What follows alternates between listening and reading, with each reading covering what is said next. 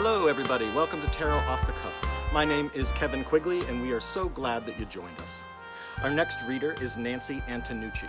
She's a soothsayer, a pool player, and a movement magician. In her first life, Nancy was a choreographer and a dancer. She loves teaching tarot, and we hope that you love what she has to offer. Hello, I'm Nancy Antenucci, or known as Nooch in the world of tarot. Is there a world of tarot? Yes, there is. Yes, there is. And in fact, one of the reasons I love doing things like this is that I think we need more people in the world of tarot, meaning really good readers that are witnessing their clients and students, empowering people, creatively brainstorming, thinking outside the box. Because boy, does our world need that right now. It really does. It doesn't need a superstition. It doesn't need navel gazing. It doesn't need being real positive and not getting the truth out. It really needs well-meaning and effective magic. And to me, that's always going to be in the realm of love. So that's why I'm going to pick this card. My intention is, out of love, what can I best share with you? And I got the Two of Swords. Now, interestingly enough, the Two of Swords is one of my favorite minor arcana cards, mainly because I feel like the Two of Swords, where a lot of people might say it's like you're being stuck, or you're not going ahead, or you're being made to wait. It's like, wow, are you kidding? She's so ritualistic. I mean, look at that. Blindfold, holding her swords, dressed nicely, I might add, standing in front of an ocean, or sitting in front of an ocean. With that, I think that would be divine. I don't know how long I could hold up heavy swords, but she's crossing her heart chakra there. But that's a ritual to me. That's not someone stuck. That's someone waiting. That's like bringing power. And so I actually created a performance piece for a Reader Studio conference in New York years ago, where I did the Two of Swords, who it was her initiation in becoming the High Priestess. So she had to go through a sequence of sacred gestures and movements to become the High Priestess. So I love the Two of Swords. I just think it's full of ritual and waiting with joy, because as a reader, man, I tell you, a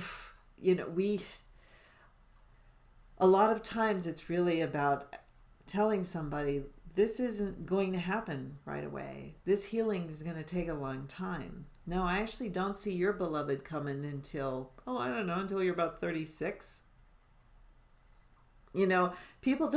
People don't want to hear that. They really don't. They want things like that. What do I have to do to get that? And it's like, it's called divine timing. And yeah, you can't push that. You just can't push that.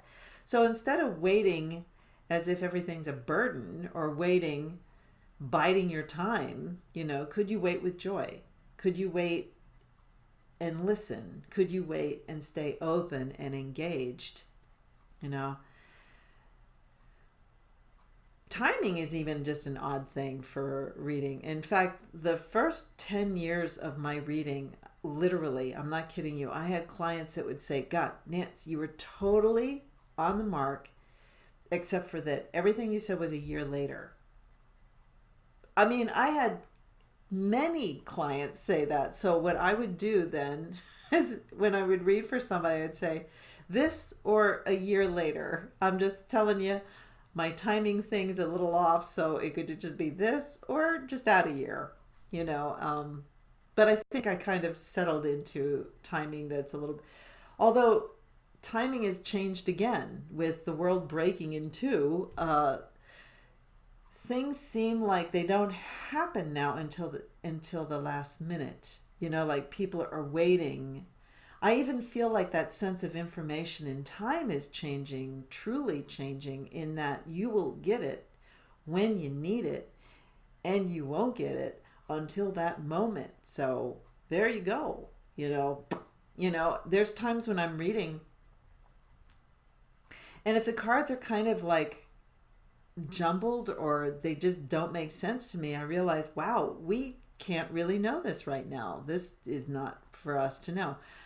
That's not totally surprising. That's been something from day one. You can ask the question. That doesn't mean you're going to get the answer, And in fact, it's gotten to the point for me where I feel like a really good tarot session would send you off with 3 better questions than even one complete answer. It's like, are you really asking? Are you really looking at what needs to be seen here? Not, when am I going to fall in love and are we going to have children? It turns more into, what do I need to attract the partner I really want? And what do I need if I become a mother? What would I need from a father?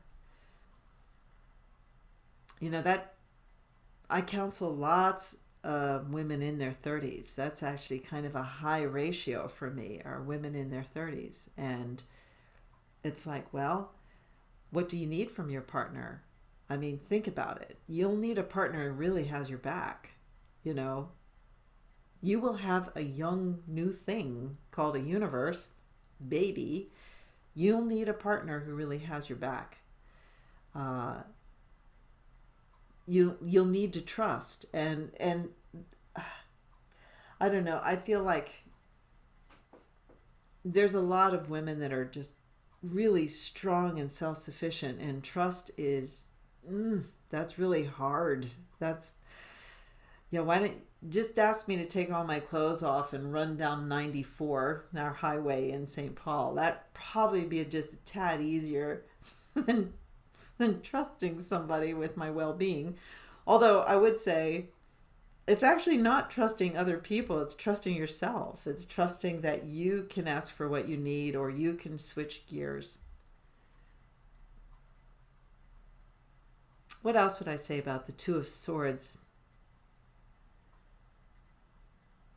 That the minor arcana really get a bad rap. I think the minor arcana is where the proof is in the pudding. Like major arcana, the big spiritual forces and aspects and teachers and experiences are amazing. And I do meet people that, it's like they want more spiritual epiphanies. But I have a good friend of mine who's an acupuncturist, and he said, I don't trust really big changes on the table. Like if there's a huge shift on the table, I don't know how much of that is actually in a hold. I do trust the little shifts.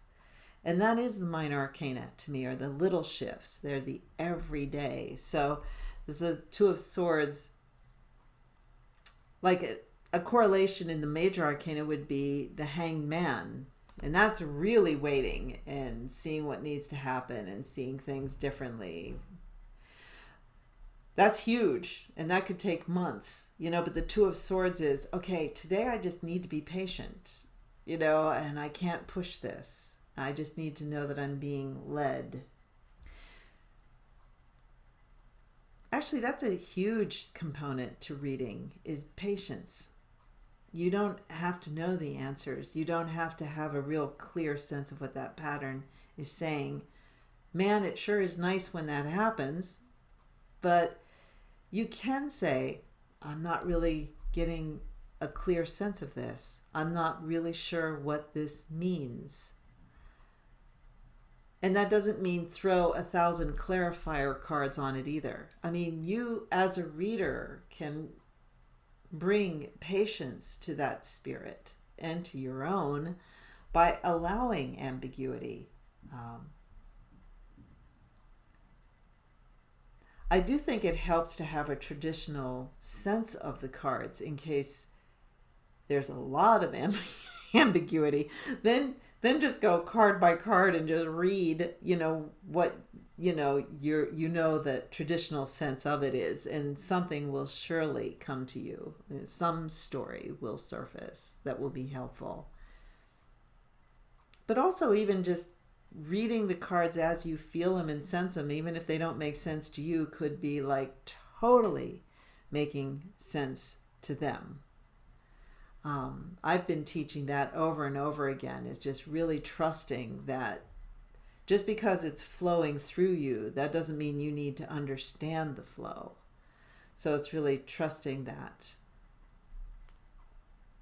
And just checking my time here. No, I'm almost done. So the only other thing I would say about the Two of Swords is that I think tarot itself and every reading is kind of a little initiation. It's a ritual, and the more you kind of close what you think you're seeing and allow what needs to surface, the more effective you can be for yourself and for others. So, blessings on your journey. Hey, this is Kevin. Hi, this is Nooch. Thanks for watching.